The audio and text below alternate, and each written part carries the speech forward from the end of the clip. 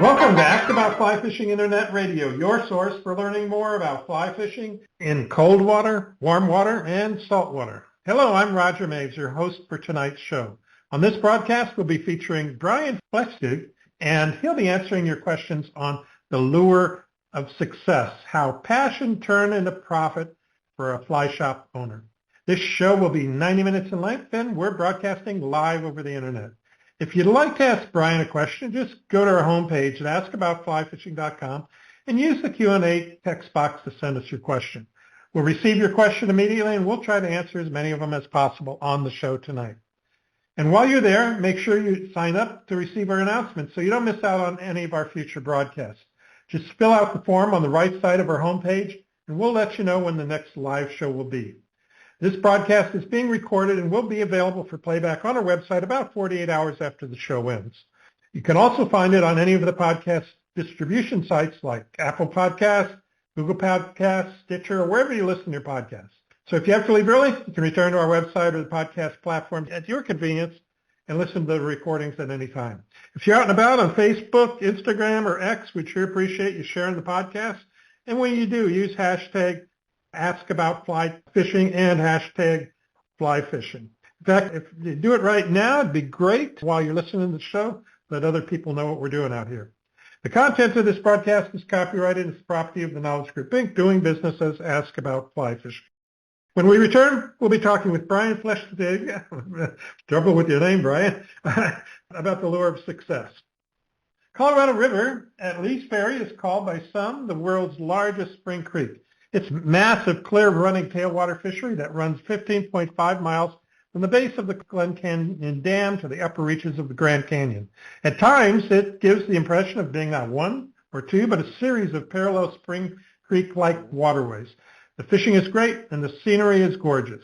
Lee's Ferry Anglers provides professional guide service to this outstanding rainbow trout fishery, as well as food and lodging at Cliff Dwellers Restaurant and Lodge.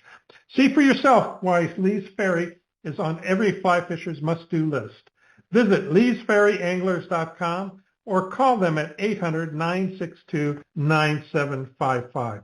That's leesferryanglers.com or call them at 800-962-9755. Before we introduce Brian, we'd like to let you know about the great prizes we have to give away tonight.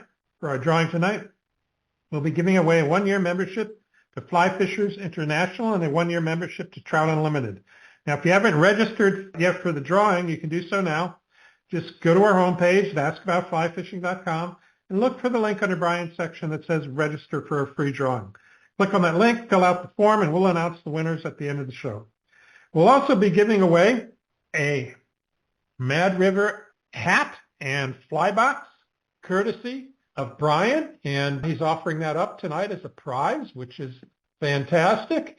And so the way that you can get that Mad River Outfitters hat and fly box is to answer the question that I ask at the end of the show. And the question will be about something that Brian and I talk about during the show. And so if you're the first person to answer the question correctly, you'll win a Mad Rivers Outfitters hat and fly box courtesy of Mad River Outfitters. So type fast, you take notes, pay attention, and you might be the proud winner of one of those hats and fly boxes. Again, you'll be using that form on our homepage of our website at askaboutflyfishing.com. So it's the same form that you can ask questions in during the show. Use that when the time comes and be fast about it, and hope you win the hat and fly box. Our guest tonight is Brian Flechsig. Brian tied his first fly and caught his first fish on a fly rod when he was 7 years old. Today, from his fly shop in Columbus, Ohio, which he founded in 1994, Brian outfits sportsmen, teaches classes, and guides groups on fly fishing trips to some of the world's best places to fish. He has been in the fly fishing business for most of his adult life. Brian is one of America's new generation of fly fishing personalities. He has been featured in a series of fly fishing instructional videos from Mad River Media, including the famous title, Carping with his good friend Dave Whitlock. Regular guest appearances on popular television show, The Walker Cave Chronicles with Flip Pallet, has made Brian one of the most recognized names and faces in Midwestern fly fishing arena. He is the author of Fly Fisher's Guide to the Mad River, Ohio's premier trout stream. He is active in many conservation activities and efforts to bring the sport of fly fishing to everyone. And he is also a primary host of the popular YouTube channel. Brian oversees the entire operations of Mad River Outfitters along with his sister companies, Midwest Fly Fishing Schools and Ohio Fly Fishing Guides. He is very versed in many aspects of fly fishing and holds a special passion for saltwater. He served as the head guide at the Wilds for 8 seasons and is passionate about largemouth on the fly. He also still finds time for a few days on the Mad River in his Osable River boat. Brian hosts many of the store trips, including the Amazon Peacock Bass trip in January, the Labrador Brook Trout trip in July, the Slide-In trip in August, and the New Orleans Redfish trip in the fall. Well, Brian, welcome to Ask About Fly Fishing Internet Radio. Well, thanks for having me. It's really great to be here. Yeah, well, it's exciting for me too. And, I just read, your trip to the Amazon, which you just got back from, right? Yes, I'm still a little road weary. I was on 5 different airplanes starting on Sunday morning, and I got back about 7:30 p.m. Monday night. I think I slept for about 14 hours, and then, of course, had to go to work yesterday and then again today. So I'm still tired, so forgive me for that. But, getting to the Amazon is harder than it used to be, and but it's, of course, still worth it. And I think, I was there for almost 2 weeks, and we certainly had the best trip we've ever had. That's for sure. We caught a lot of giant peacock bass. Yeah, and like we were talking about before the show, I'd asked you about the water levels down there, and they've been, in the news as being low. But you said that made for just fantastic fishing, right? Well, it did. It presented some challenges, and it's presenting challenges for a lot of folks in the Amazon. And first and foremost, the people that live there are really, really in some dire straits in certain areas. I mean, they can't get, their whole lives depend on getting by boat from their villages to Manaus to get supplies. And they have to do that, whatever it is, once a month, once every 2 months, and they can't get there. So it's really a sad situation. Although it is getting better and things are improving, but still there's a lot of people in the Amazon region that are in really bad shape right now. So in a way I kind of felt guilty, but then again, for fly fishing purposes, the water was the lowest we've ever seen it. It made things challenging getting around the rivers, but what it did was the fish are just more concentrated. I mean, the fish are all holed up in smaller areas, and it made it very, very accessible for fly fishing. And like I said, we had the best trip we've ever had. We caught more big fish than we ever have. And, of course, the folks that follow us on social media can see that. And there's a lot more to come. We filmed a lot of video while we were down there.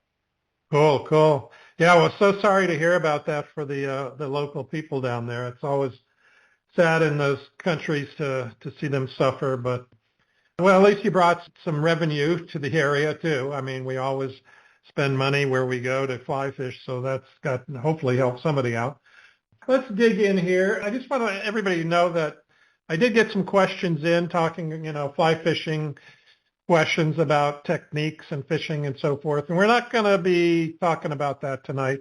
This is going to be a little bit different show. I've never actually done a show like this before, but we're going to dig into Mad River Outfitters and Brian's other businesses because he's been very successful and like one of the top 3 largest fly fishing stores in the country in the U.S., so that's saying a whole lot, and his just years in the business as well. But Brian, let me make sure I get this right. You have a brick-and-mortar fly shop. You have an e-commerce fly shop, you have a fly fishing school, you have a guide service, and you have a travel service. That's like 5 businesses, right? That seems about right. Yeah. Yeah, we've got the shop, the brick-and-mortar shop where we go to work every day, and that's open to the public, of course, in Columbus, Ohio. And then, of course, 96% of our business is through our website. So most of the business goes out the back door, not the front door. And then we have the Midwest Fly Fishing Schools. We have Ohio Fly Fishing Guides. We have Mad River Travel. And, yeah, that's about it. Not much. Not much. That's 5 separate businesses for most people. Not all under one umbrella. But, well, kudos to you.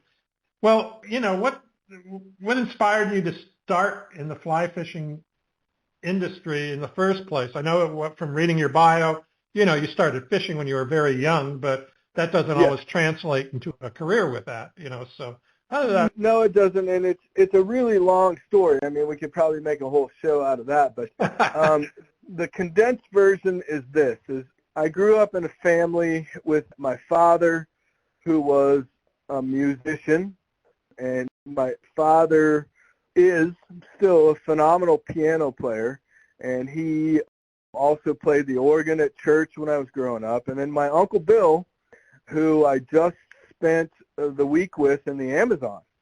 Bill was also a very well-known and prominent jazz musician. So I grew up with music, and they were also both anglers, as were my grandparents and my uncle on my dad's side. So it was always music and fishing. And when I graduated high school, they did not offer a fishing degree in college. And, of course, in those days, you kind of had to go to college or else you weren't going to be anything. So I got accepted in the Cincinnati Conservatory of Music in the jazz programs for guitar. I was a guitar player. And I studied jazz guitar for about 2 years. And at the same time, in Cincinnati, Ohio, where I was living and went to school, there was a fly shop that opened up, and it was 1989, and I was hanging out at this fly shop, and they asked me, they knew I fished the Mad River, which is our local trout stream, Spring Creek, and they asked me if I would ever be willing to guide clients. And, of course, let's see, I was 19 or 20 at the time. And I started guiding for them, and then within about a year, the shop was sold. The new owner called me and said, hey, we need a manager. Would you be willing to come to work for us and be the manager of the shop? And at age 20, I became the manager of a fly shop in Cincinnati, Ohio. And I quit school because I realized that basically the way I tell it is I realized that I was never going to make a living playing jazz guitar. So I got into the next most lucrative business, which was fun. Yeah, well, for you maybe, not a lot of people not. Well, it can be tough. Yeah. It took me about 32 years. Yeah. So it was a long time and a lot of hard work, and I lived in a studio apartment with a chocolate lab for a long time, and didn't have. There was many years where Mad River Outfitters didn't make any money, and I had nothing to speak for. So it's been a long road, but I'm glad I made the decision. I've been able to live a really charmed life and accomplish a lot of things, but it's taken a lot of hard work and many years. How did that, so you basically, you got your on-the-job training, so to speak, to manage a fly shop, which was great. Now, how did that transition into your own business? Well, the shop I was working for, of course, I don't want to say anything bad, but it was just not really going anywhere. And I kind of saw the writing on the wall that it was maybe not even going to survive, which it did not. And I remember calling my father, and I said, hey, Dad, this is what I want to do for a living. And my dad said, yeah, I think that you found your calling. And I said, you know what, I think we could open our own shop somewhere. And my dad supported me 100%, and he helped me out financially. And it just so happens that Columbus, Ohio, which is about an hour and a half from Cincinnati, Columbus, Ohio was a wide open market. I was working very closely at the time with the Orvis Company, and my rep at the time, his name was Dick Popst. Dick was a famous fly angler in his own right and had quite a few videos and wrote quite a few books. But Dick knew me, believed in me, and Dick said, hey, if Brian wants to open a shop in Columbus, Ohio, he can have it. He can have that market for and be an Orvis dealer in Columbus. And I think it was October 1st of 1994, I quit this fly shop. I moved to Columbus November 1st of 1994, and we opened the shop December 1st of 1994. And my dad and I drove to Columbus. We looked around, found a spot. We built the store with our bare hands. We painted the place. We built the rod racks and put the carpet down and opened our doors December 1st of 1994 and never looked back. And, of course, at the time, yeah, everybody said, you can't do it. You're going to fail. How can you open a fly shop in Columbus, Ohio? And, you know, I look back and I understand it was quite challenging. And what was I? I was 24, 25 at the time. And but I never, ever, and nor did my father, I never, ever doubted the fact that we would succeed. Just never crossed my mind. That's the attitude you have to have. I mean, there's no other attitude, right? Yeah. Right. No, yeah. If you doubt yourself and you doubt what you're getting into, then there's a pretty good chance you're going to fail. I never, ever thought twice about the fact. And like I said, there were many years where I didn't make any money or hardly any money at all, but there's never anything else that I wanted to do in my life, and that there just wasn't a second option, so I had to find a way to make it work. So, I mean, your passion drove you, it sounds like. And you also, sounds like you burned the boats after you went ashore, right? That old story of, I forget who, one of the Spanish explorers burned the boats. They didn't have a choice but to go forward, you know. That's correct. So. No, there was no other option. Failure was not an option. And yes, of course, my passion. I mean, this is what I was made to do. This was my passion. I did not want to work in a corporate job. I always said I would never put on a suit and tie and go to work. And also on that flip side, I also realized that I was never going to make a living playing the guitar or the mandolin, which I also played a lot. And it was just what I was meant to do. Yeah, and I went for it. Yeah. Well, we need to take our first break here, Brian, but when we come back, we'll dig more into your business and see how it's all come about. Sure. The Ugly Bug Fly Shop in Casper, Wyoming has been serving fly fishers in Wyoming and around the world since 1983. Their selection of top-of-the-line gear and a huge assortment of flies is one of the best in the land. All products are available in their fly shop and online. Looking for advice? Just give them a call, and their expert professional staff will help you with whatever you need. Visit the Ugly Bug Fly Shop today at uglybugflyshop.com or call them at 866-845-9284. Again, uglybugflyshop.com or call them at 866-845-9284. You're listening to Ask About Fly Fishing Internet Radio, and we're talking with Brian Flechsig about the lure of success, how passion turned into profit for a shop owner. Now, if you'd like to ask Brian a question, go to our homepage, askaboutflyfishing.com, use that Q&A text box and send us your question. Sorry I'm struggling with your name, Brian, but I've been taking Spanish for the past year. Well, it's not Spanish, Roger. It's what? It's not Spanish. No, I know. That's why I'm having trouble. That's what I'm saying. It's like everything I look at now, I want to pronounce like the Spanish version of it, right? Because I just got back from 2 weeks in Brazil, so everything I'm mispronouncing as either Spanish or Portuguese. So yeah. no, it's very German. And if you just say flesh, like the flesh of your skin, and ig, Flechsig. Flechsig. I'm trying to put that S in there, so that's the problem. Okay. No, don't do that. Flechsig. Flechsig is Flechsig. easy. There you go. Just let it roll off your tongue like it was Spanish. Yeah, and guess what, Brian? I'm German. I shouldn't have a problem with that, but my name was changed a long time ago because it was, I believe it was spelled Mewes, but pronounced Mavs or something in German. I don't know, but somebody changed it along the way. But anyway, okay, sorry about that. Okay, moving right along here. I'm very used to it. Oh, okay, good. Yeah. Let's talk about your fly shop in particular, because that's where you started out.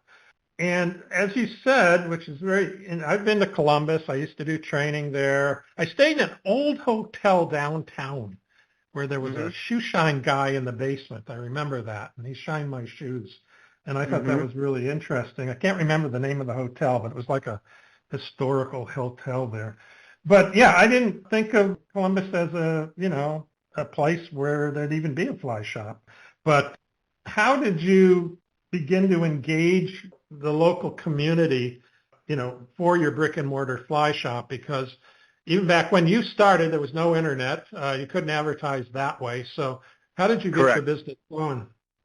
Well, take one step back and let me address Columbus, Ohio. I mean, a lot of people, even still today, they shake their head and they wonder how Columbus, Ohio, and we're certainly not in a trout fishing mecca, they wonder how Columbus, Ohio could support a fly shop.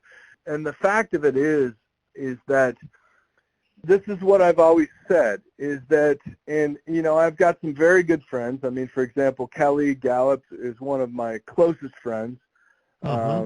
And Kelly and I grew up fishing. We started fishing in 1990, as a matter of fact. And, Kelly owns a fly shop, as you well know, on the banks of the Madison River. And what's there? There's a lot of trout. There's a heck of a lot of trout in the Madison River. And you could go down the list of other friends of mine that own fly shops and destinations like that. And certainly, goodness gracious, I absolutely love Kelly, and again, one of my closest friends. But right now, he's freezing his tail off in Montana, and there's no fishing, and there's hardly any business walking into the shop.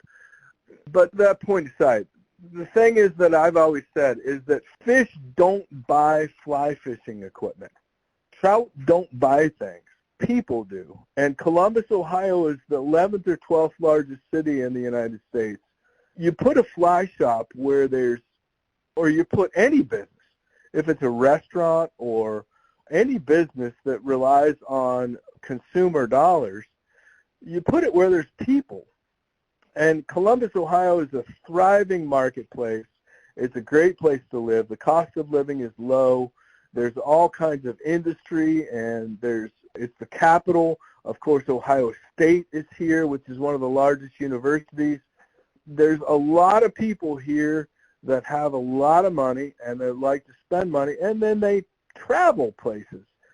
So it was really the perfect place for business. And then little did I know the internet was going to come on. And, as far as that goes, I can ship packages from Columbus, Ohio, being somewhat centrally located in the U.S. I can have packages in California in 3 days. I can have packages in Maine in 2 days.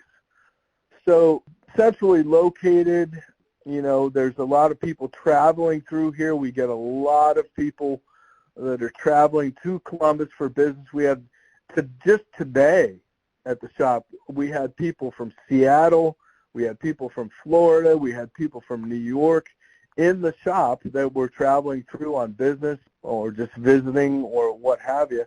And, it just really worked out wonderfully in Columbus. So, and not to mention, I won't bore you with this because I know we're not talking too much about fishing, but I do about a 45-minute program that I travel around to clubs where I talk about the fact that Columbus, Ohio is actually the fly fishing mecca of the United States. We have more, if you draw a 6-hour radius around Columbus, Ohio, I've got Michigan. I can be on the Au Sable in 6-7 hours. I can be in central Pennsylvania. I can be in the Smoky Mountains. I've got Lake Erie. I've got Lake Ontario. I've got the Ohio River. There's no other place like Columbus, Ohio, if you draw a 6-hour radius around us, as far as the fishing opportunities that are available to us. And different kinds, both warm water and cold water. That's correct. That's correct. Yeah, even I've got steelhead. We've got great steelhead fishing. I've got 43 different species of fish that are available to us in the state of Ohio. Wow. And that we pretty much pursue most of them through our guide service and cater to them and carry the flies for them. So it's the perception. You have to dig a little bit deeper and really look at where we are and what Ohio has to offer. And it was really a perfect recipe. Now we had to teach. Now to go back to answer your question, we had to teach the local community about that. When we first started, people didn't know about the steelhead fishery that we had here. We had to teach them. They didn't know about the pike fishery that we have here. They didn't know about the muskie fishing that we have here in Ohio. So we had to learn it, we had to do it, and we had to teach the local community. And that's something that we're really proud of, to be honest. Yeah, no. And how did you do that? Was it Saturday, workshops or speaking at clubs, or how did you do the outreach? Well, I would say all of the above. I mean, when we first started, it was originally, we had a newsletter, and then it was just, we would have picture boards and things like that in the shop. We would have, we had a printed newsletter that we sent out that told people about what we were doing. And then it wasn't too long, luckily, after we started, 96 or 97, that we started our website. And then the floodgates just opened. Once the internet came along and we had a website, and then once we were able to start the online store, I think we were actually the first online store in the fly fishing business. We actually got into the online selling game before Orvis. We had an online store before Orvis did. So we were really one of the first and somewhat of a pioneer. Now we weren't, trust me, I wasn't very good at it for a number of years. It took a long time and a lot of mistakes and a lot of wasted money. But once again, if you just stick with it and you persevere, eventually you'll figure it out. Right. Well, and back when you started, there weren't a lot of people that actually knew what to do. I mean, I've been involved in computers since 1979, but, the internet didn't come around till the late 90s, and everybody was learning. There were no experts at that time, that you could hire. Nowadays, it's a different story. But, yeah, you had to learn it all on your own back then. Keith in Butler, Pennsylvania, I think we probably just answered that question for you, Keith, but I'll let Bryant chime in here. He says, we're located in Ohio where there isn't a lot of trout water. Is the bulk of your business to warm water species?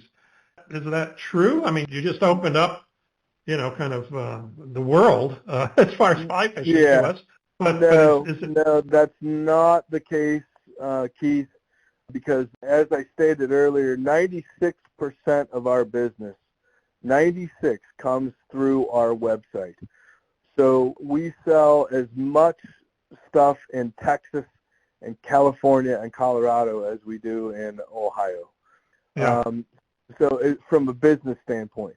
Now, we do actually have good trout fishing in the state of Ohio.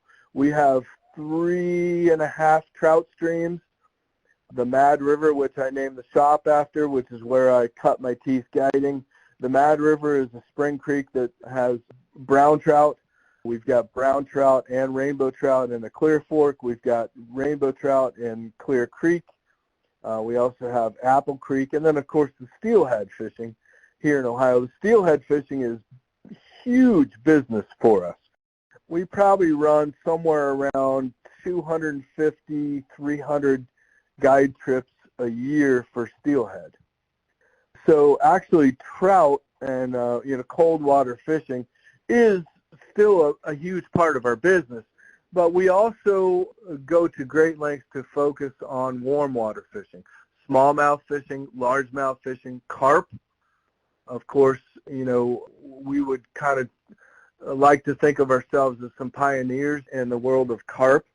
Back in 2001, we released a VHS tape. That's how old we are, how old I am. But I did a VHS video at the time called Carpin', where we taught people how to catch carp on a fly rod. And, of course, we had our good friend Dave Whitlock to back us up in that video and kind of legitimized it a little bit. And eventually that went to DVD, and now you can view that for free on our YouTube channel because, of course, nobody buys DVDs anymore. But, and then muskie and pike and stripers, and we just have a plethora of also warm water fishing available. But no, we cater to everything, and we also do a ton of saltwater. That's saltwater fishing is really my big passion.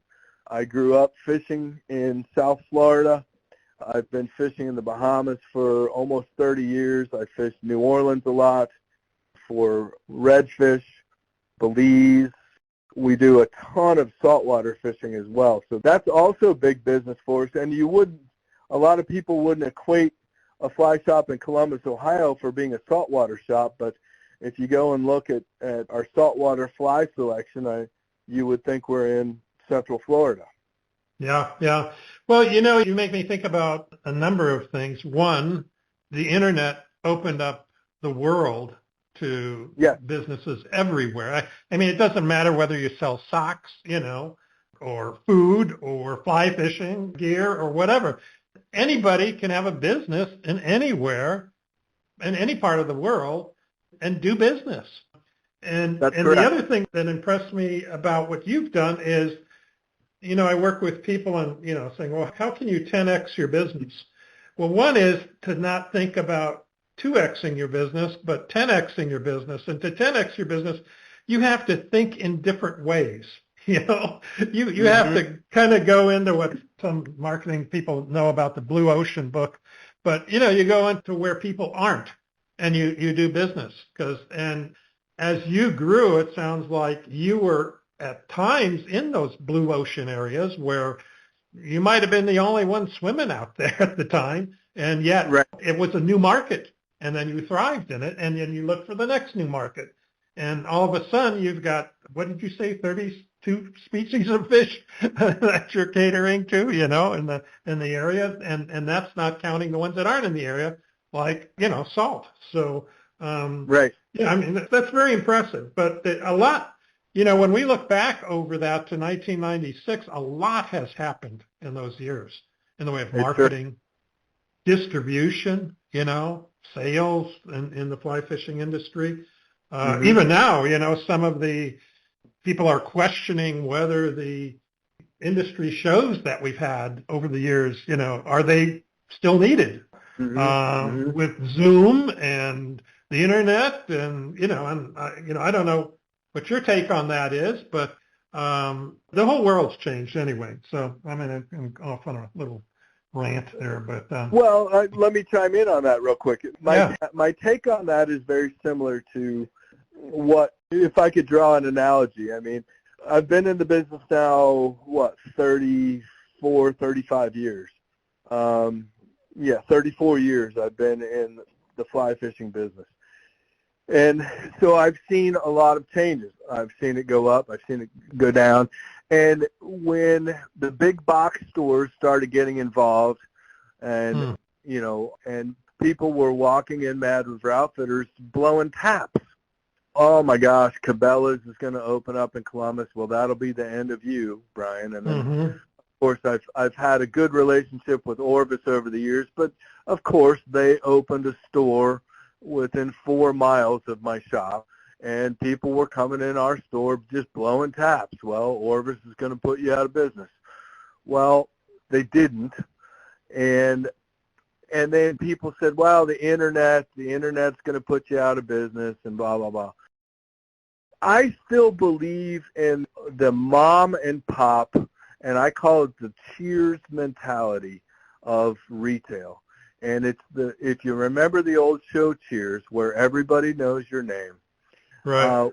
We still have a core group of people, some of which just traveled with me to Brazil last week.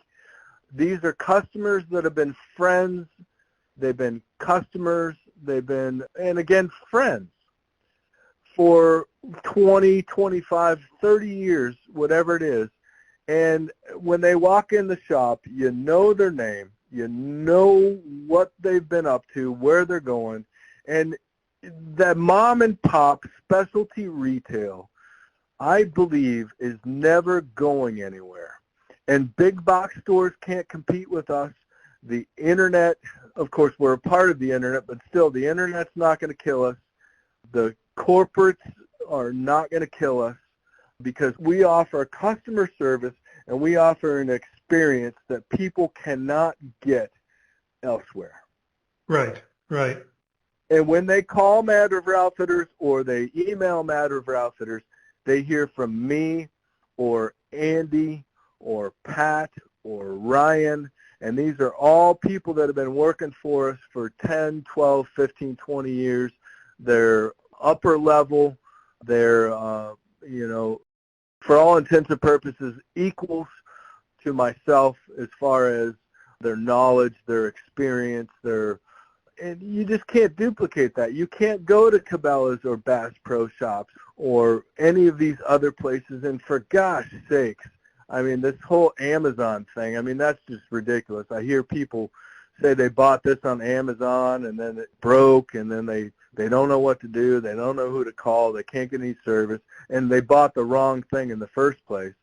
And, and it's never going to replace the customer service and that Cheers mentality of where everybody knows your name and you're going to get good, honest advice. It's just not going anywhere.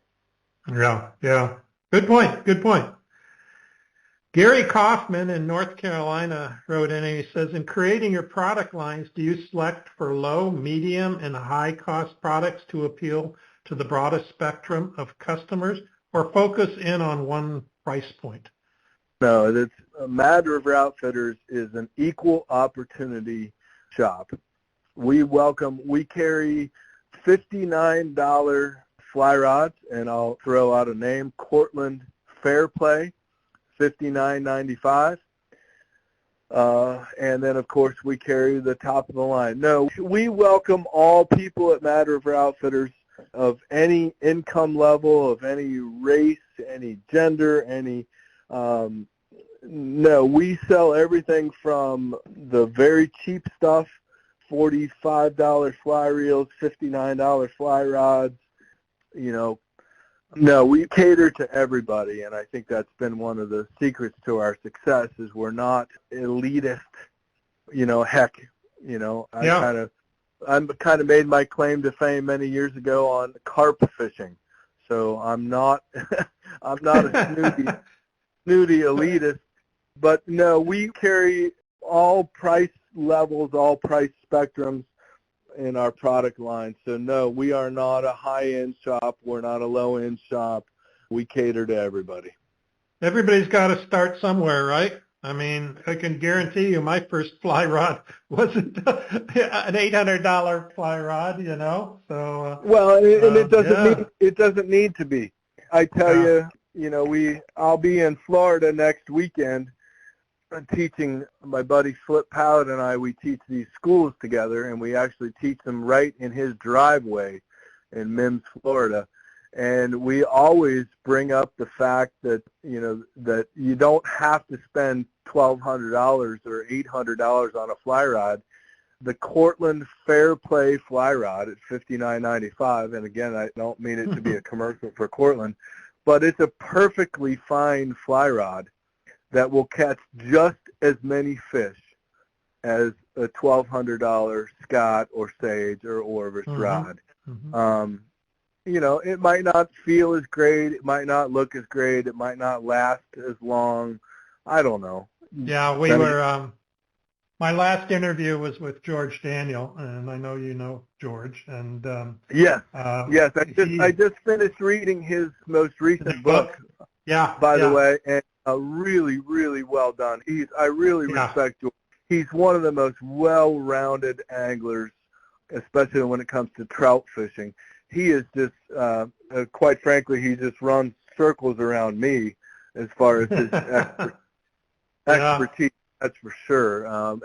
I really enjoyed that show. I listened to it actually the other night on the airplane coming home. Oh, really? Okay. Yeah. And for those of you who missed it, just go to our top menu and look under podcasts, and you can go look him up by name. And I think I've done 3 or 4 shows with him. But he and I were talking about that. I made mention the other night. I said, if you give, it's like a good caster or a good tennis player or nowadays a good pickleball player, if you give them the lowest end tool to use, they'll still catch fish, they'll still hit the ball hard, and they'll still, make the play. And I think it's more important with what you can do with. Now, sure, the finer the tool, the better work you can do, but a pro can do something with anything, I think, including a cane pole, right? So, anyway, my grandfather used to tell me all the time. He said, "Brian, it's not the pen, it's the penmanship." There you go. Yeah, or the writer. Yeah. And well, listen, there was another question here, and Douglas Silver in Colorado wanted to know what overall margins you can expect running a fly shop, and how does that break down among various products like clothes, gear, flies, guiding. So I don't know if Douglas is thinking about going into business or what, but maybe you can answer him kind of generally. Well, you used the term earlier of the umbrella concept. And it's funny you say that, because that's what I've always said, is that we have all these different aspects of the business. We have the retail store, we have the online store, we have the guide service, we have the travel business, we have the schools and classes that we run. And you're dealing with all different margins there. I mean, on some of the trips, to be honest with you, I don't make much money at all. It's kind of a service that we offer. And, of course, we typically get to go on those trips, and I use that for training for employees to give them experience so they can offer better service to our customers. The class business at times can be very low margin. Clothing is typically fairly high margin. And then sometimes tackle can be good. Sometimes tackle can be fairly low margin. And it also depends on how much money you spend. I mean, if you spend $10,000 a year with a vendor, you're going to get 20, 30, 40% margin, whatever it is. If you spend a lot of money with a vendor, you're going to get higher margins. So in the case of Mad River Outfitters, I mean, certainly if you're thinking of going into business, you can contact those vendors, and they're going to send you their wholesale pricing and their structures, and you can figure that out. But it all falls under the umbrella, and at the end of the year, as long as we turn a profit and we can pay the bills and pay our employees, then we'll consider it a success. But it just varies so much. And the guide service, I mean, just to throw out a number there, I mean, Mad River Outfitters makes 15% on a guide trip, which is not very much.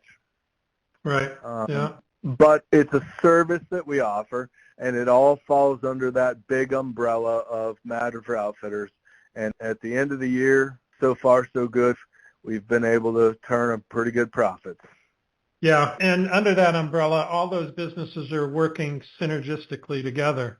You've got, Yes, you give a lesson, that person turns into a customer, that person could turn into a Brazil trip. You do a correct. Brazil trip, that can turn into a customer that orders a fly rod next year or on the next trip. I mean, it all works synergistically. So you got all those incoming areas that all feed each other. Yes, You yep. sell you sell a saltwater trip and you go, how's your casting doing? Have you ever casted in the salt? Maybe you should take a few lessons before you go on a trip, right?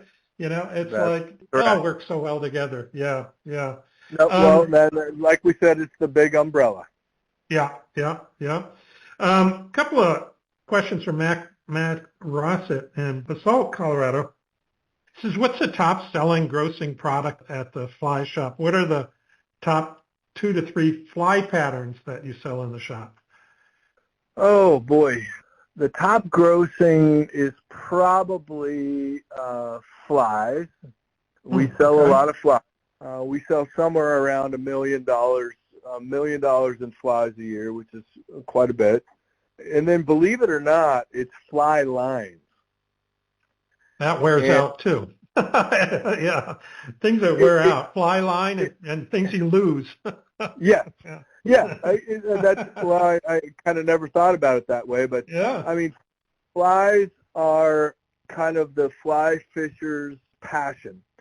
You're always looking for that new or next fly that's going to be the magic bullet. And, it's kind of almost kind of a scam because as Lefty Cray taught us, you could trout fish with 5 basic trout flies anywhere in Hmm. the world and catch fish, but we keep coming up with new patterns and new patterns and new patterns. But the topic of fly lines, I think, is very interesting because when I first started in the business, we probably sold 20 different models of fly lines. There was a weight forward, there was a bass bug taper, there was maybe a delicate taper for dry flies, and then there was a sinking line. And today, there are fly lines for Monday, Tuesday, Wednesday, Thursday. There's fly lines. There's fly lines for warm Yeah. water, for cold water, for salt Yeah. water. There's fly lines that are 1 weight heavy, 2 weight heavy, 3 weight heavy now. And then the sinking line game, when we first started selling lines, nobody bought sinking fly lines. And now, thanks to especially Kelly Gallup, and to a certain extent our good friend Blaine Chocolate, and we sell almost as many sinking lines now as we do floating fly lines. Wow. And I Yeah. think that's testament to how the industry has changed, the overall perception of how you fish has changed. So the fly lines is, and I don't know how many, I mean, I think we probably have $500,000 worth of fly lines in our shop, and it is the #1 category. We sell, it's just amazing to me how many fly lines we sell. Interesting. And Yeah. yeah, it really is. And that's been, if you were to ask me what the biggest change in the industry has been, that's been it, is the advancement in fly lines and the specialty type lines that are available to these days have made a huge difference in the industry, in fishing, and in my business. Yeah. I certainly. Yeah. Go ahead. Let Answer his other me, question. Yeah. yeah, the other question about flies, well, for those that follow along with our YouTube channel, I don't know, it was probably about maybe nearly 20 years ago, but Kelly Gallup turned me on to a fly called the Swimmin' Jimmy. And he calls it the Swimmy Jimmy. I call it the Swimmin' Jimmy. But I've done, I don't know, 10 or 15 videos talking about that fly, how much I love that fly. That's by far our #1 selling fly is the Swimmin' Jimmy. Interesting. Yeah, it's one of my favorite flies of all time. Back when I was guiding for largemouth bass, it was my #1 producing fly. I catch trout on that fly. I catch smallmouth. I catch largemouth, stripers. It's just, I've developed the saltwater version of it. I mean, I tie the same fly just on a little heavier hook, and I catch redfish on that fly. And then probably, and then I would have to say Kelly Gallup flies. You know, back when, Streamers? back when I started, we used to have woolly buggers, matukas, black-nosed dace, and Mickey fins, maybe. I don't know. And there was 4 rows of streamers, 6 rows of streamers, and now we have a whole section dedicated to Kelly Gallup articulated streamers. And Kelly created an entire industry within our industry where we sell sinking lines and we sell articulated flies. And, I mean, Kelly single-handedly changed the industry. And then I'll also give certainly an honorable mention to Blaine Chocolate now, who's also a great friend. We do a lot of work with Blaine and film a lot of stuff with Blaine. But Blaine has now created the Game Changer platform, and the Game Changer style flies have also created an entire industry within an industry. So I would say the Blaine Chocolate, Kelly Gallup, and then throw in that Swimmin' Jimmy as the top. And that's where the money lies in our fly selections. Wow, yeah, and those are all big flies. Yeah, not the pheasant tail or the hare's ear or things like that, right? Well, yeah, and I think that's further proof that the industry has changed. You know, it's not a world of Adams and pheasant tails anymore. It's, you know, people are throwing 5- and 6-inch Game Changers and triple articulated Kelly Gallup style flies. It's a different world than when I started in this industry. Right, right. Listen, I got to take another quick break here, Sure. and then we'll jump right back in. And speaking of saltwater flies, Enrico Puglisi Flies pride themselves with creating unique and one-of-a-kind flies and fly tying material. Enrico has been experimenting with durable synthetic and natural materials to create flies that catch fish for more than 30 years. His innovative products, including brushes, fibers, and components, have made a major impact on the direction of saltwater fly fishing, and his methods and materials are respected worldwide.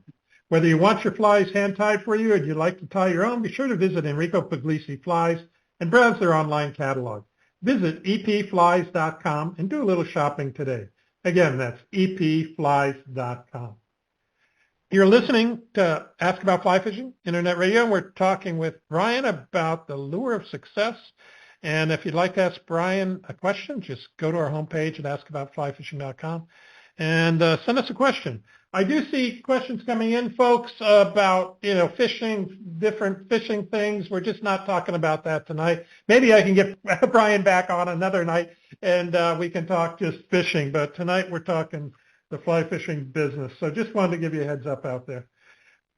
So Brian, the e-commerce storm has been obviously very successful for you. Are there any strategies you implemented, you know, to get a strong online presence for your e-commerce shop? Anything special that you've done over the years, or? Yes, I have myself and our staff and a crew of outsiders. The secret is that you have to work your tail off for, well, let's see, we've been in the online business for about 23 years. So beginning of the internet. Yeah. Well, I'll tell you just a quick story. I mean, it was 2001, and I sat in my office, and I had a television in my office, and me and 2 or 3 other employees, we sat in my office, and we watched the 2 World Trade Centers collapse on September 11th of 2001. And I said, guys, I said, things are going to get tough. This is not good, and things are going to get tough. And I said, we need to get into the online selling business right now. And it was that day or the next day that we started the process. Wow. And we've spent a ton of money. We've worked ridiculously hard. I mean, we work on the website 6-8 hours a day. We've made a ton of mistakes. I've lost a lot of money, and then I've made more mistakes. And then if you're lucky enough to survive, then you learn from those mistakes, and eventually it starts to work and starts to happen. You know, I was very lucky to come across a web developer who's a great friend of mine, although we've never met in person, but we talk on the phone. We talk on the phone 2 or 3 times a week. I'm in Ohio, he's in Oregon, and he's a great developer, and he helps me with ideas that I have. And then we also have a company that, quite frankly, we pay them a lot of money every month, and they kind of do all the search engine optimization to the SEO type stuff. So it wasn't until I realized in order to make money, you're going to have to spend a lot of money. Mm-hmm. And I think that's probably the best lesson I could teach anybody, whether you're into fly fishing or you want to sell whatever you want to sell online. You're going to have to spend a lot of money, and you're going to have to spend a lot of time and a lot of effort, and you're going to make a lot of mistakes. And like I said, if you're lucky enough to survive and get through it, I think eventually, but it just takes time. I mean, I see so many people that just think, oh, we're going to build a website, we're going to have an online store, and everything is going to be rosy, and we're going to make all this money, and it just doesn't work like that. Yeah, yeah. Does the platform that you have your e-commerce site on, is it one of the commercial platforms like Shopify or WooCommerce, or did you have that, custom coded, so to speak? It's fairly custom coded, yeah. It's a actually somewhat outdated platform now, and I think we've been on the same platform now for about 12 or 13 years, and it would be defunct if it were not for my friend in Oregon, Jesse, and he actually was one of the people that developed the platform, so he knows the ins and outs and has been able to modify it and write code and create all these different features that we have on the website. So if it weren't for him, I would be on WooCommerce or some of those others. But right now, fingers crossed, everything's working well. And, thanks to him, we really think it's one of the most functional websites in the business. And I think most of the people that shop there feel the same. Do you do your own photography for your website, for products and so forth, or do you use manufacturers' photographs? I would say about 50-50. Okay. We do try to, there's some vendors, for example, Sims is very good. Howler Brothers is very good at providing images. But there's a lot of vendors that are not good at all at providing images. So we do have to take photographs in-house. We have several folks on staff that are kind of specialized in photography, and so we do, in fact, we photograph quite a few of the reels right here in our house. Right, so, yeah, in your own little studio there, yeah. Cool, cool, yeah. I'm going to jump to, on our questions that I've sent you here, I'm going to jump to the marketing area at the end because I think that will interest a lot of the people out there that have businesses or are starting businesses. But I want to touch upon, you have the guide services, you have the fly fishing school, and you have the travel. Did they all just kind of develop organically? Did you have a master plan that you were going to do all those things in addition to the shop? Or, like I said, did it grow organically as you went on? No, I mean, it was all in the original plan. Yeah, that was the idea, is that, we were, of course, I didn't at the time in 1993, 94 envision the online business, and never would I have guessed that 96% of our business would be online. In fact, and it was about 1995 or 96, thereabouts, people started coming in the shop and they started saying, hey, Brian, you're going to need a website. And they said, I know how to build a website. I can help you. And I said, I don't need or want a website. I don't have time. I don't have time for it. And I said, I remember saying implicitly, to one fellow in particular, he was always pushing me. He said, man, you got to have a website. This is the way of the future. And I told him, I said, I don't need a website. And I said, trust me, the internet is a passing fad. It will fail. It will fail. So what do you think about ChatGPT? Yeah, don't ever listen to me. My predictions don't normally turn out well. Okay, yeah. So, Yeah, but I learned that funny. I learned that lesson really quick, and luckily I got off my high horse and realized that it was going to stick around and it was going to be the way of the future. But the plan was always, yes. We started with a guide service. We started offering classes, and we started offering travel right out of the chute from day one. So okay. Those have always been a part. Now, it was about 10 years ago we kind of separated the Midwest Fly Fishing Schools and gave it its own name. About 6 or 8 years ago, we separated the guide service and gave it Ohio Fly Fishing Guides. But quite frankly, it's still all under that umbrella, like we've talked about. Mm-hmm. And we just created websites, MidwestFlyFishingSchools.com, OhioFlyFishingGuides.com, and that's just for further exposure and, quite frankly, for search engine optimization and for internet presence. Right. It's always been there, but it's grown along with all of the other aspects of the business, and they all kind of have their own. They all kind of have their own entities now within the scope of Mad River Outfitters, but they all live under that umbrella and they all feed the same machine. Okay. What do you think? What digital marketing tactics do you think have proven most effective for your business, and why? Well, there's no question that our business changed with the YouTube channel. Okay. Absolutely no question. I mean, I think we're up to around 230,000 subscribers now. And this, hands down, the YouTube channel launched Mad River Outfitters and everything that we do into orbit, so to speak. And by far, and then also, we always kind of dabbled in, of course, I've been dabbling in video since the 90s. I mean, we had VHS tapes, and then we had DVDs, and then, of course, along comes YouTube.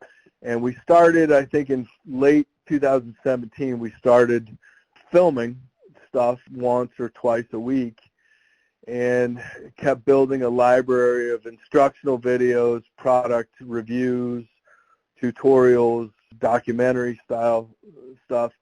And then, quite frankly, I have to be careful what I say about this, but the pandemic was actually the best thing that ever happened to us, because we had all these videos out there, and then everybody sat at home and watched videos, and we all know what happened with the outdoor industry during the pandemic. Everybody wanted to get outside, and fly fishing or kayaking or bicycling, all those things exploded, and we were just in the perfect position.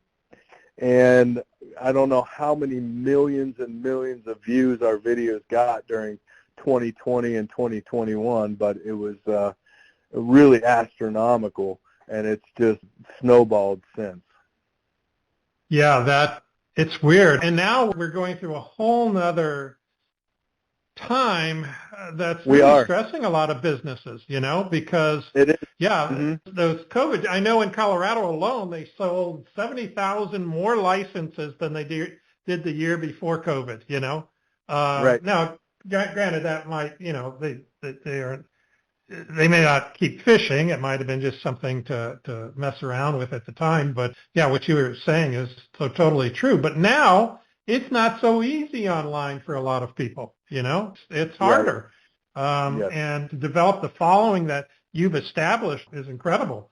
But to start from today at zero and try to develop that, not so easily done. Yeah. Yeah. What about social media? Are you using social media much? Very, very much. Yes. Okay. Facebook and Instagram are absolutely critical. Yeah, it's a synergistic thing that they all kind of work together. The YouTube channel feeds Facebook and Instagram, and then Instagram and Facebook feed the YouTube channel. And it's a real synergistic thing that you have to, and I see so many, and then also our blog to a certain extent, but they all work together and feed one another. But the secret of that is I see so many people that start a YouTube channel or they start a social media page, and then you look at their social media page and they haven't posted in 3 weeks or 2 months or whatever.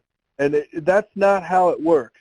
If you want to use those marketing tools, it's a full-time job. And the YouTube stuff is absolutely a full-time job. I mean, we post probably 2 to 3 videos per week. We're always filming. I kind of joke around that I can't wait to retire so that I can actually go fishing. Because I never get to go fishing anymore without a camera behind me. Yeah. And I have to document everything that I do. So I don't want to sound like a martyr. I mean, I'm very blessed. I live a really charmed life for the most part, but still there's always a camera behind me documenting everything that I do and darn near every fish that I catch because I have to. I mean, we have a staff of nearly 20 people that work for us, and I got to pay for the lights and the heating and air conditioning and health care and everything, and it's a daily grind. That adds complexity. I got to watching this show called Alone. I don't know if you've heard of it or watched it, but they put 10 people in the wilderness, and then they need to survive, and the last person that doesn't tap out wins $500,000 kind of thing. So they're out there with 10 items they're able to take besides their clothing, and they struggle. But the thing about the show is it's not like Survivor where there's a production crew there all the time. They have to film their own journey out in the wilderness. So that adds a whole other complexity to just surviving in the wilderness, So I know what you're saying, and you have to think about that. Well, should I be pulling out the camera right now? I mean, should I capture this? It adds a whole other layer and a whole other job to you having fun, So I hear you. But the other thing I want to comment on is what you've talked about is omnipresence. I talk about this with a lot of my clients is, you need to be omnipresent, and that means Facebook, YouTube, SEO, paid advertising, all these different channels. And the more the people see your brand, the more they tie it together, and the more business comes to you. But I know because I talk to a lot of, startups and single guides and so forth that are trying to do their business, and it's tough for them to do all that stuff. Like you said, that's like a full-time job, So it's not easily done. You've got a lot of people working for you that can do that stuff, but in the early days, I'm sure it was even more work. Yeah, and there was a time early on where I did most of it myself. But once again, luckily, we've been successful enough that I've been able to bring people on board, and now we have a full-time marketing manager, and Dev Fogel, who works for us, and Dev manages the YouTube channel. I know a lot of people think that I probably do all the editing and all the blah blah blah, and I do none of it. All I do is sit down in front of the camera, and he tells me what to do. Right. But he manages the YouTube channel. He manages our Facebook, our Instagram. He manages, he manages all the marketing aspects of the company. Now, I certainly consult with him and talk with him daily. But he doesn't work in the shop, and I'll let you in on a secret. He's never fly fished in his life. He has no interest in fly fishing, which is good. Which is good because when we go on a trip, when I take him to wherever, when we go down and go muskie fishing with Blaine Chocolate or something, you know, the last thing I want is a guy that wants to pick up a rod and fish, because then he's not going to filming. So he has no interest in fishing. His sole interest is capturing the moment, putting together a good story that people are going to like, and then sharing that on social media, and like we said, cross-referencing with the YouTube channel. But the other thing that you mentioned too is also the search engine optimization, and that also is a full-time job. Right. And a lot of people that get into the web business, they just build a website and throw it out there. We have a company, they're located out in California, that we work with, and quite frankly, we pay them a lot of money, and they work on our website probably 6 to 8 hours a day, every day. And they're always changing and updating, and they're keeping up with Google's algorithms, which change every 3 or 4 months. And when Google changes an algorithm, then you have to go back and change everything. And I think we have something like 144,000 products on our website.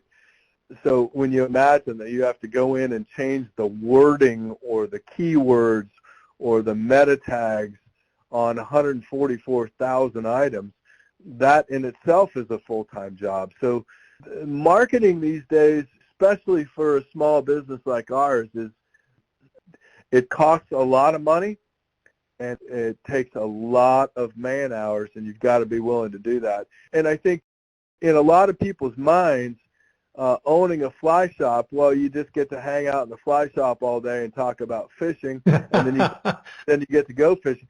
That's just not reality. It's just not. Yeah. Time to wind things up here, but one final question from Doug Randall in Philadelphia. He says, how much luck is responsible for your success? I would probably say, just like in fishing, luck is as big a part of it as skill. I would say in my case, as I told you early on, I spent a year and a half studying jazz guitar, and then all of a sudden I became a business person. I have no business training. I'm not a smart guy.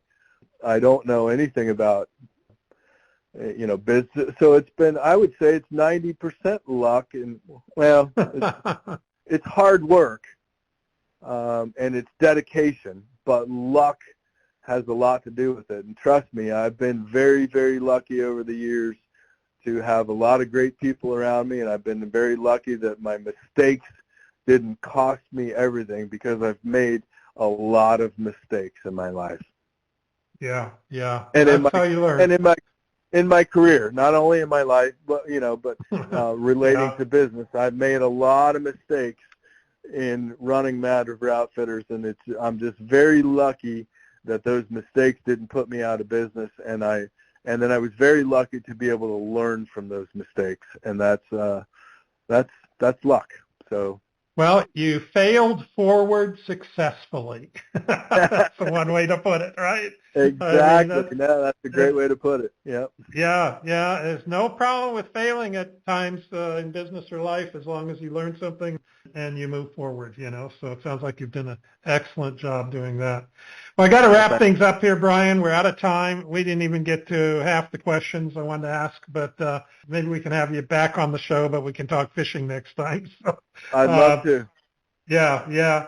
Hang with me here for just a few more minutes while we do our giveaways and so forth. And when we return, we're going to give a 1-year membership to Fly Fishers International away, and a 1-year membership to Trout Unlimited, and of course your Mad River Outfitters hat and fly box. So everybody hang tight, and we'll do that in just a few minutes. The Bonefish and Tarpon Trust works very hard to safeguard the future of our beloved flats fisheries from protecting spawning sites threatened by unsustainable fishing pressure and to secure historic funding to restore Florida's Everglades and estuaries. Thanks to their members, they've expanded their conservation to the Bahamas, Belize, and Mexico. There's still much more work to be done, and they need your help. With your support, they can ensure that the flats fishery is healthy and sustainable now and for generations to come.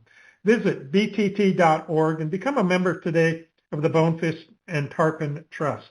Again, that's btt.org, and sign up to become a member of the Bonefish and Tarpon Trust today. Just a quick reminder to everyone, before you leave the website tonight, please take a minute and give us your feedback about the show. You can find our link on our homepage in the section under tonight's show. It says, what did you think of the show? Just click on that link, leave your comments. We'd really appreciate it. Well, now it's time to give away some prizes. The winners for our drawings are randomly selected from our show's registration database. If you didn't register for tonight's show, it's too late now, but make sure you do so for our next show so you don't miss out on your chance to some of the great prizes we give away. If you are one of the lucky winners, we'll contact you after the show and collect your information so we can deliver your prize to you. So first, we'll be giving away a one-year membership to Fly Fishers International. And to learn more about FFI, go to flyfishersinternational.org, flyfishersinternational.org. If you don't win tonight, go there and join anyway. It's a great organization to support. And it looks like our winner there is Matthew Bento. Matthew Bento in, I said Bento. See, I'm saying Spanish. It's Vento, maybe, in Delaware. So Matthew, whether it's Vento or Bento, you just won your membership to the Fly Fishers International. So congrats for that. And now we'll give away a one-year membership to Trout Unlimited. Again, another great organization to support. To find out more about Trout Unlimited, go to tu.org, tu.org. And our winner for that is Douglas Silver in Colorado, So congratulations, Douglas, and I know you'll enjoy your prize as well. So now we'll give away a Mad River Outfitters hat and fly box, courtesy of Mad River Outfitters. And to learn more about what Mad River Outfitters offers, go to madriveroutfitters.com. And do a little shopping over there as well. So I'm sure Brian would appreciate that. So the question is, let me clear my queue here. And again, sorry folks, I didn't get to answer all these fishing questions, but another time for that. Okay, there, queue's cleared. And the question is, what percentage of Brian's business is online? What percentage of Brian's business comes from online business? So let's see if it takes a minute for this to get out there, Brian, because there's a little delay in the broadcast, and they have to type, and they probably have to get their hands off the fly device to do that. I hear a lot of people listen to the show from while they're tying flies and so forth. So let's see what we get here. Okay, we might have a winner here, the first one. 96%, is that it, Brian? That's correct. That's it. Al Getz, Hastings, Nebraska. Hastings, Nebraska. I wonder what the fly fishing's like in Hastings, Nebraska. Anyway, Al, you just won yourself a Mad River Outfitters hat and fly box. I've got your email address here and your name. Send in the same box you just answered the question. Send us your address so that Brian can send those gifts out to you, those prizes, and we'll get those off to you right away. So thanks, Al, for paying attention and listening in tonight. And thanks for all the other people that are entering there. Lots of them coming in, 90%, 95%. Now the 96s are coming in, 50%. Whoa, way off, Bob. So anyway, thanks everybody for listening. I really appreciate that, and I know Brian did too. So Brian, thank you so much for being on the show tonight with me. I know it's late out east, and I know you're tired, but I know you'll recover too. You're a survivor. So thanks for being with me tonight. It's been a real pleasure. I really appreciate you thinking of us and thinking of Mad River Outfitters and myself. And I've really enjoyed it, and I would love to come back and love to talk fishing as well. Okay, we'll do that. Thanks, and good night. Hopefully all of you have found the podcast archive on our website. If you haven't, just look for the link on the top line of our menu. In the archive, you'll find over 390 shows we've done over the years. Search by keyword like trout, tarpon, Madison River, Kelly Gallup, soon Brian, and you'll find shows that I'm sure you'll enjoy and pleasantly be surprised about what you'll learn as well. Our next broadcast will be February 7th at 7 p.m. Mountain, 9 p.m. Eastern Time. And on that show, I'm going to interview Stephen Hawley. And our topic for the show will be Cracked, the ugly truth about dams. Stephen is an environmental journalist, and he's revealed the ugly truth about dams. The estimated 800,000 dams in the world can't be blamed for destroying the Earth's entire biological inheritance, but they play an oversized role in that destruction. What started as an arguably good government project has drifted oceans away from that original virtuous intent. Join us to learn about the effect of dams have had on our planet and what the future of dams can be in our warming world. And if join us by just adding that to your calendar, you'll see add the calendar link under his photo, and you'll be all set for the next show. We'd like to thank Fly Fishers International, Trout Unlimited, Lee's Ferry Anglers, an Ugly Bug Fly Shop, Enrico Puglisi Fly for sponsoring our show tonight. Don't forget to visit our website at askaboutflyfishing.com and make sure you sign up to receive our announcements so you don't miss out on any of our future broadcasts. Thanks for listening to Ask About Fly Fishing Internet Radio. We hope you enjoyed the show. That's it. Good night, everyone, and good fishing.